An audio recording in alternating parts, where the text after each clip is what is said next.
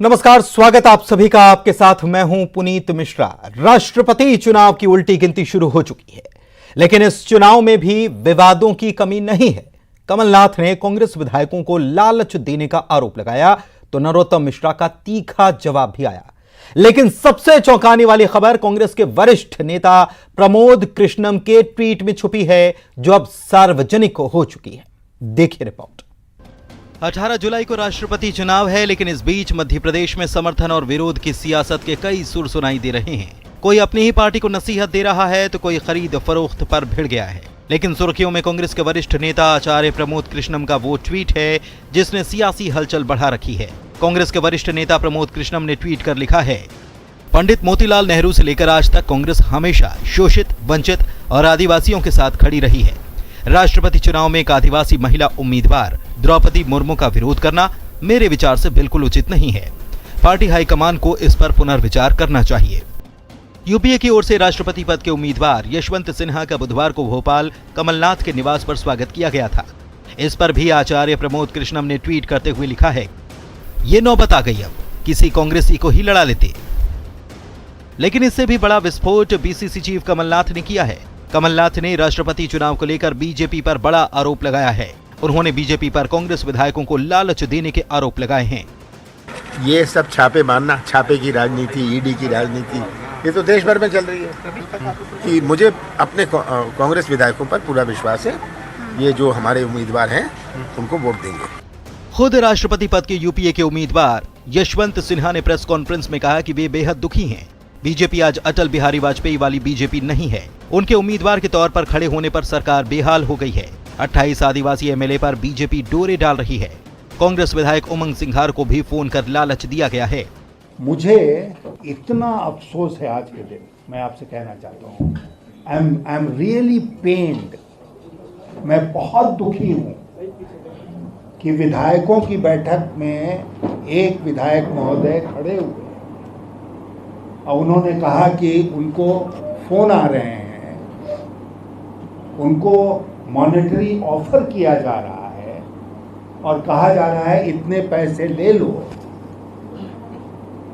और वोट हमारे कैंडिडेट के पक्ष में।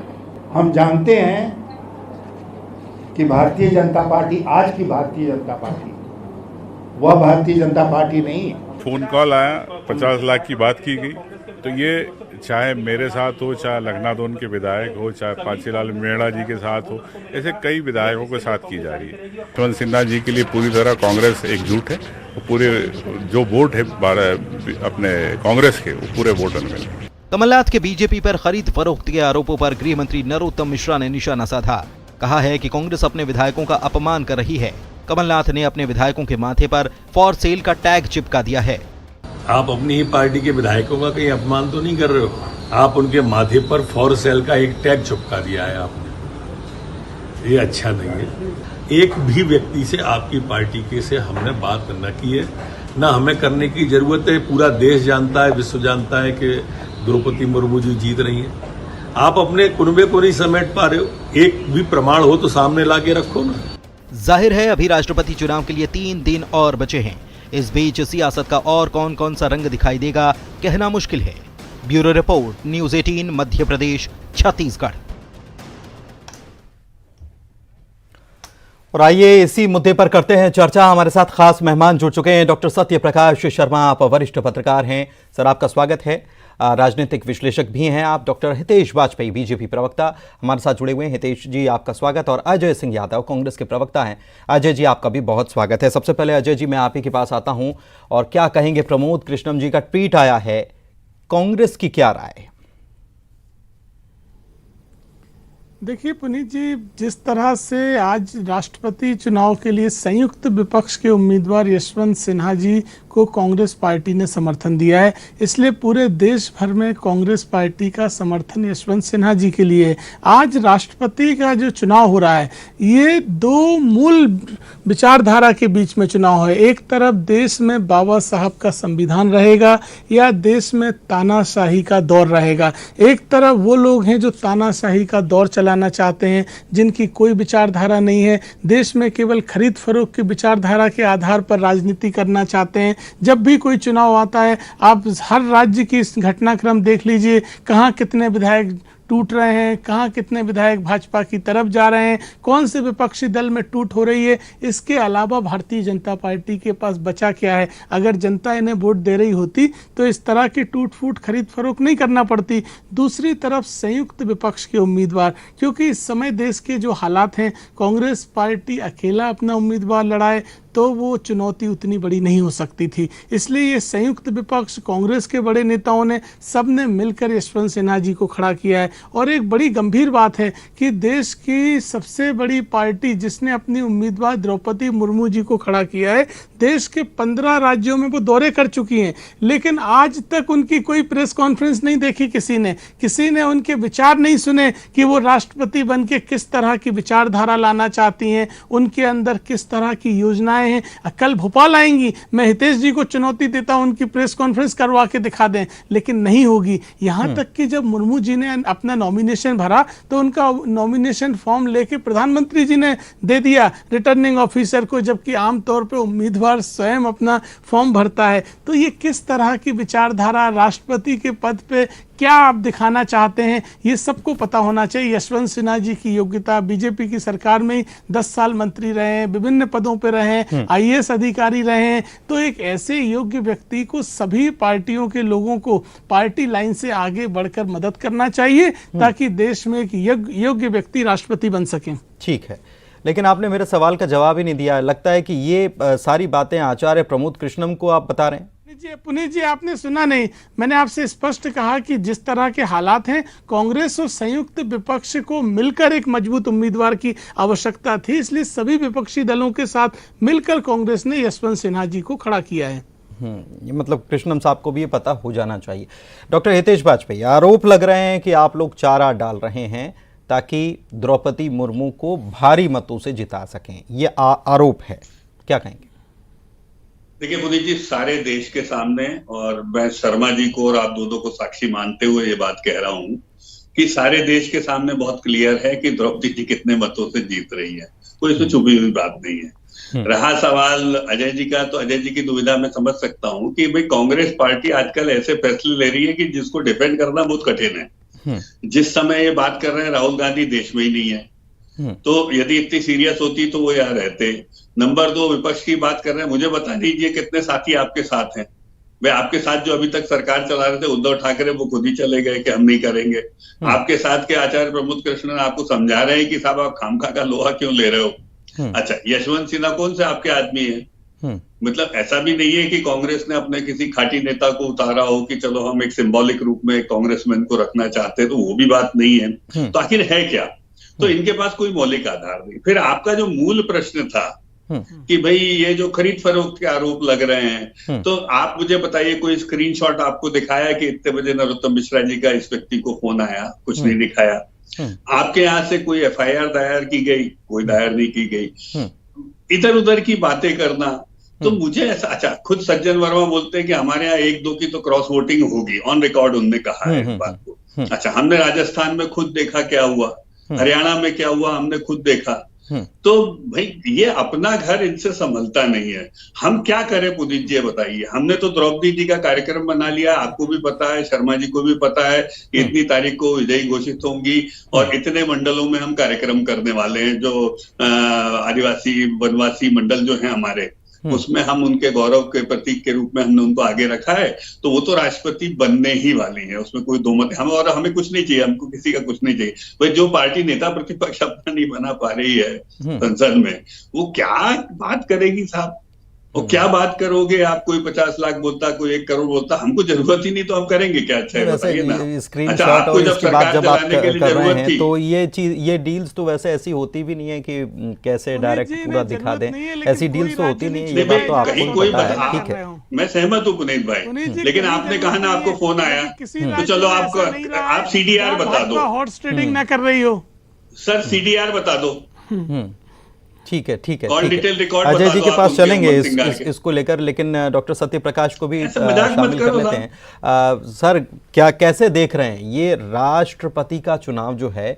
बहुत महत्वपूर्ण चुनाव है, बहुत गरिमामयी पद है, राष्ट्र प्रमुख होते हैं और उस चुनाव में इसके पहले इस प्रकार की बयानबाजी, इस प्रकार के आरोप प्रत्यारोप, क्या इसको हम देख कर कहें? क्योंकि इसमें पार्टी लाइन से अलग हटकर भी अगर वोट होता है तो वो क्रॉस वोटिंग को तो उस श्रेणी में तो वो आता नहीं, लागू होती नहीं है इसमें। बिल्कुल सही। देखिए पुनीत जी, ये आप हम सब जानते, जो भी पैनलिस्ट हैं वो समझते हैं कि जो राष्ट्रपति का पद है वो हिंदुस्तान का सबसे बड़ा संवैधानिक पद है।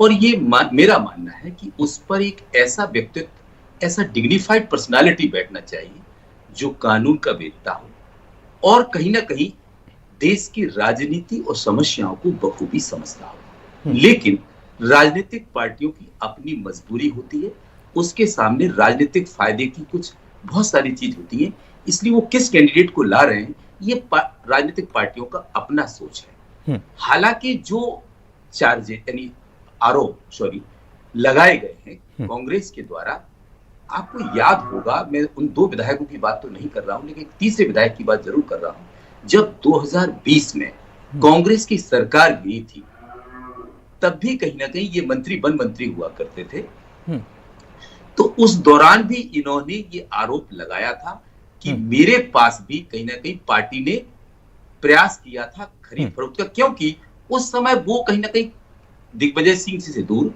कमलनाथ जी से भी दूर और सिंधिया के करीब माने जाते रहे थे, इसीलिए उनको ग्वालियर का प्रभारी मंत्री भी बना गया विश्वास सारंग, उनको उमंग सिंगार जी को। अब बात ये, हाँ उमंग जी को, अब बात ये आती है कि क्या ये आरोप सत्य है या असत्य है, वीडियो क्लिपिंग क्या है इसकी, ये देखो ये कोर्ट के मैटर होते हैं। लेकिन ये बात पक्की है, जितना मैंने पढ़ा या समझा, प्रेसिडेंशियल पोल में कभी भी विप जारी नहीं किया जा सकता। तभी तो कहीं ना कहीं अपोजिशन पार्टीज ने अपना मिलके एक ऐसा कैंडिडेट या उनको ये सामने ला रहे हैं देश की राजनीति के सामने कि हम एक सशक्त, एक विद्वान, एक रिटायर्ड आईएएस और कई बार के मंत्री और अटल बिहारी वाजपेयी के विश्वस्त व्यक्ति को ला रहे। तभी तो वो हर बार यही कहते हैं कि वो अटल जी वाली भाजपा आज नहीं है, उनके टारगेट पर मुख्य रूप से अमित शाह और नरेंद्र मोदी की भाजपा रहती है। लेकिन मैं फिर कहूंगा कि राष्ट्रपति पोल जो भी देश के अंदर हो रहे हैं उनकी गरिमा रहना चाहिए। इस गरिमा को तार तार करना किसी भी पार्टी के लिए अच्छा नहीं है। लेकिन प्रमोद कृष्णन का बयान के मामले में मैं कांग्रेस पर एक बात जरूर कहूंगा, अपनी ढपली अपना राग, डिसिप्लिन की बड़ी कमी। जब कांग्रेस इस क्राइसिस से न केवल मध्य प्रदेश में, तो हालांकि उसकी स्थिति अन्य राज्यों से बेहतर है, तो क्या जब क्राइसिस से अपनी पार्टी गुजर रही हो, आज जब पोल के 3 दिन बाकी बचे हैं, तब ये बात कहना ऐसा कर रहे हैं आप। हाँ, और ये ऐसा लगता है क्योंकि सर दूसरा ट्वीट जो है, जब कमलनाथ के बंगले पर स्वागत हो रहा था यशवंत सिन्हा जी का, उसका फोटो डालकर वो ये कह रहे हैं कि ये क्या है, क्या कांग्रेस का कोई नहीं मिला। तो ये अब याद क्यों आ रहा है, ये बातें अब क्यों हो रही हैं? अजय जी। देखिए पुनीत जी, मैंने आपसे पहले ही कहा कि ये आचार्य प्रमोद कृष्णम जी की व्यक्तिगत राय है और कांग्रेस पार्टी ने राजनीतिक रूप से अपने उम्मीदवार का चयन किया है और राजनीतिक परिस्थितियों के हिसाब से ही संयुक्त विपक्ष का उम्मीदवार ही चुनौती दे सकता था, इसलिए यशवंत जी को खड़ा किया हुआ है। हम किसी तरह का सांकेतिक चुनाव नहीं लड़ रहे हैं, यशवंत सिन्हा जी जीतने के लिए चुनाव लड़ रहे हैं। भारतीय जनता पार्टी समझ ले, किसी भी चुनाव में 2 उम्मीदवारों के बीच में चयन होता है। मैंने आपसे कहा द्रौपदी मुर्मू जी ना कहीं मीडिया के सामने आती हैं, ना प्रेस वार्ता करती हैं, तो उनके विचार क्या हैं, देश के लिए क्या सोचती हैं, ये तो पता ही नहीं चलता है। मैंने आपसे पहले भी कहा था, डॉक्टर वाजपेयी कल भोपाल आ रही हैं, द्रौपदी मुर्मू जी, उनकी प्रेस कॉन्फ्रेंस क्यों नहीं करवा देते हैं? क्या आपत्ति है इसमें? देश भी समझ ले कि उनके पास क्या है, क्या उनके मन में विचार है। कांग्रेस, यशवंत सिन्हा जी से अजय जी, मैं एक चीज और समझना चाह रहा हूं, कांग्रेस या विपक्षी दल एक राय अगर बनती, क्योंकि एक राय बनाकर भी हो सकता है कि राष्ट्रपति को चुना जाए, तो क्या अगर केंद्र की तरफ से वो जो बात होती, हाँ ठीक है, हितेश वाजपेयी साहब कुछ कह रहे हैं। जी मैं बस इतना कह रहा हूं सर, आपने पुनीत जी इनको विपक्ष कह के बहुत सम्मान दिया है, इनके पास पूरे दल ही नहीं है, ये मैं कहना चाहता हूँ। हाँ, और दूसरी बात, चलिए आप जो बार बार सवाल पूछ रहे हैं, सत्यप्रकाश शर्मा जी भी कह रहे हैं कि जुडिशियल इंक्वायरी होना चाहिए, तो एफआईआर तो कराइए।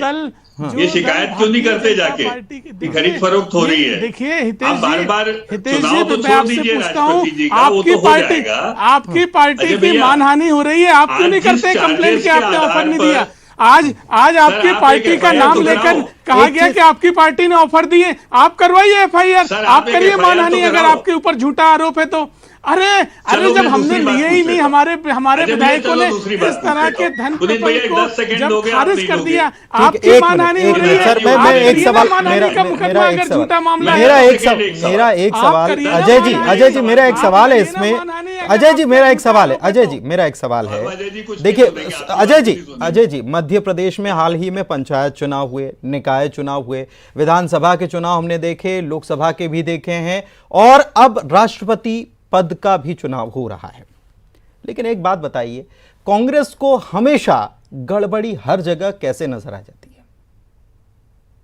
कांग्रेस हमेशा क्यों सवाल खड़े करती है? सवाल नहीं है पुनीत जी, गड़बड़ी नजर आने का सवाल नहीं। आप बताइए, अभी राज्यसभा चुनाव हुए, किस तरह से हरियाणा में भारतीय जनता पार्टी के पास नंबर ना होते हुए भी उनका उम्मीदवार जीत गया। पुनीत जी, इधर-उधर किस की तरह बात हो से रही है। महाराष्ट्र इनसे में पूछो, शिवसेना कौन से को विधायक तोड़ा क्रॉस गया। वोटिंग करने डॉक्टर वाले? साहब, अब संयम देखिए, अब आप संयम से कौन से सुनिए। विधायक आपके शिवसेना क्रॉस को वोटिंग आपने करने तोड़ा, वाले? गोवा में राष्ट्रपति चुनाव के लिए तोड़फोड़ अजय कर भैया, रहे कौन थे से और कौन से आपकी वहां विधायक पर क्रॉस दाल वोटिंग कर नहीं रहे हैं गली, आपके? दाल नहीं गली और आप मध्य प्रदेश में उसी कमलनाथ तरह जी की से मंडी कौन लगा से के बैठ विधायक हैं जो गए। नहीं संभल रहे हैं? हमारे विधायक उमंग सिंगार जी ने, कौन नहीं पांचीलाल संभल रहे? मीणा जी ने स्पष्ट तौर पे नाम लेकर कौन कहा 1 करोड़ कि में भाजपा बिकने के वाला एक नेता आध नाम तो राष्ट्रपति बताओ। चुनाव के लिए पैसे दे रहे थे। अरे बताया तो उमंग सिंगार जी स्वयं कौन सामने आए बिक रहा है? कि उनके पास नहीं, ऑफर आया उमंग था सिंगार पैसे ने देकर। तो दिग्विजय पैसे सिंह नाम- देकर। सबसे बड़ा ये तो नाम आप नाम बताइए नाम ना। नाम आप अजय जी बताइए। नाम की बात कर रहे थे, देखिए- किसने दिया देखिए, ऑफर? भारतीय जनता अजय पार्टी जी का पता जो चल जाए नाम किसने लिया दिया है। ऑफर? देखिए हाँ, आप पुनीत बताओ जी, ना, जब मैं आपसे कौन कह रहा क्रॉस हूं, वोटिंग भारतीय करने जनता वाला है? पार्टी का नाम लिया है और अगर मुझे बताइए आपकी पार्टी का नाम लिया, कितने अगर वो बजे झूठा कॉल किया आरोप था? लगा रहे हैं किसने तो आप कॉल किया लगाइए था? ना डॉक्टर उन पर सत्य प्रकाश मानहानि। शर्मा, मेरा आप सवाल क्यों आपसे भी लगाते वही हैं? जो अजय जी से मैंने आप पूछा था, लगाइए ना कांग्रेस को मानहानि लेकर का हर जगह मुकदमा। खामी कांग्रेस को क्यों नजर आती है? सर 10 सेकंड आपके पास, क्योंकि डिबेट समय समाप्त हो रहा है डिबेट का। देखिए पुनीत जी, सबसे बड़ी बात तो मैं ये कहूंगा कि राष्ट्रपति की उम्मीदवार को स्वयं ये चीज कहना पड़ रही है कि मुझे बड़ा दुख है कि इन हालातों में कि लोग विधायकों पर डोरे डाल रहे हैं। ये कहीं ना कहीं राजनीति के लिए एक गहरे सदमे की बात है। हालांकि कांग्रेस की जो स्थिति है वो अक्रॉस द इंडिया आप देख रहे हैं कि उनके लगातार विधायक पार्टी छोड़कर जा रहे हैं। तो आप जानते हैं कि जो दूध से जला होता है वो छाछ भी फूक फूक कर पीता है, तो कहीं ना कहीं ये हो सकता है। लेकिन ये गंभीर एलिगेशन है, इनको लगाने से पहले आपको सदृढ़ ठीक है मैं बोल तो रहा हूं हाँ, ठीक है, शॉर्ट में सर ये इतने गंभीर आरोप लगाने क्यों से कर रहे हैं? शर्मा जी, इतने गंभीर आरोप लगाने से पहले हाँ। आपको उससे क्या अपने मतलब है? पास तथ्य पूरे क्या है? सबूत लगा के दिया साथ ना, इस आरोप आरोप लगा को दीजिए, लगाना लगा चाहिए। ठीक है, पूरे सबूत के साथ इस आरोप को लगाना चाहिए। आप बीजेपी जबरदस्ती सबूत मुआवजे मांगने दे लग रहे गई हो। है, लेकिन कांग्रेस कह रही है कि आपकी हमने मानहानि कर दी। अगर ऐसा लगता है तो आप क्यों नहीं इस मामले में शिकायत दर्ज कराते? बहुत शुक्रिया आप तीनों मेहमानों का इस चर्चा में शामिल होने के लिए। तो मध्य प्रदेश की महाडिबेट में आज के लिए बस इतना ही। नमस्कार।